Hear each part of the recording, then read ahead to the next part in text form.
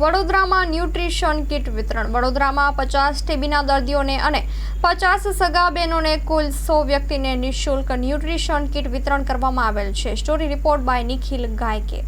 Health centre Savli ખાતે આજે સમગ્ર બહેનો અને ટીબી પેશન્ટને આજે પૌષ્ટિક ખોરાકની કીટ આપવામાં આવે છે.